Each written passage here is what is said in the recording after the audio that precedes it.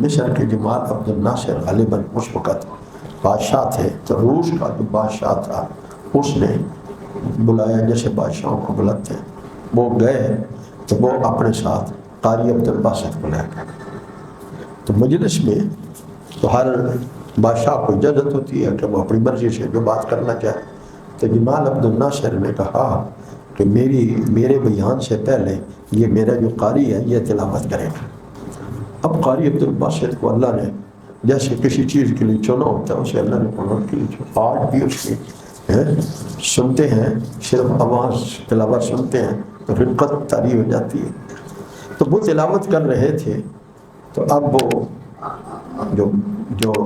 جمال عبد وہ تو مسلمان تھا، لیکن روس کا بادشاہ بھی جو خدا کو بھی نہیں مانتا، کہتے اللہ کوئی نہیں ہے، اس کی آنکھوں سے بھی آنسو جاری ہے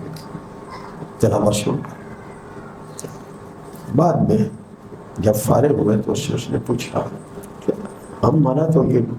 ہماری یہ کتاب ہے، میں تو اس لیے رو رہا تھا، آپ کی آنکھوں سے کیوں آنسو آ رہے ہیں؟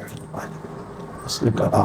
یہ بات مجھے بھی سمجھ نہیں آ رہی کہ میرے دل پہ ایسی کیفیت طاری ہو گئی کہ میری آنکھوں سے بے سخت آنسو نکل آئے۔ میں نے کہا اگر کوئی قرآن کا ادب کرتے ہوئے سے سنتا بھی ہے، قرآن کا ادب کرتے ہوئے سے سنتا بھی ہے، تو چونکہ بادشاہ کا کہنا تھا، ایک بادشاہ نے دوسرے کو کہا کہ بھی سنے،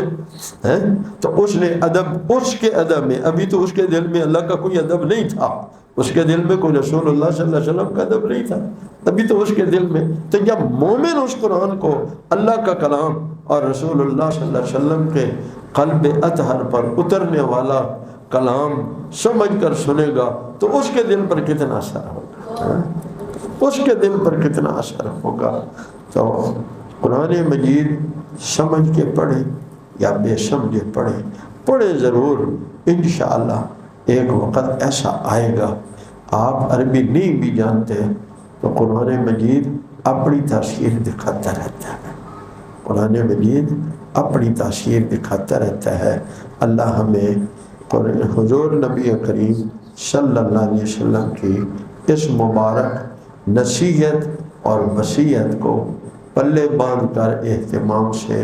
قرآن مجید کی تلاوت اور موت کو یاد کرنے کی توفیق عطا فرمائیں۔ انوار ختم نبوت ٹرسٹ پاکستان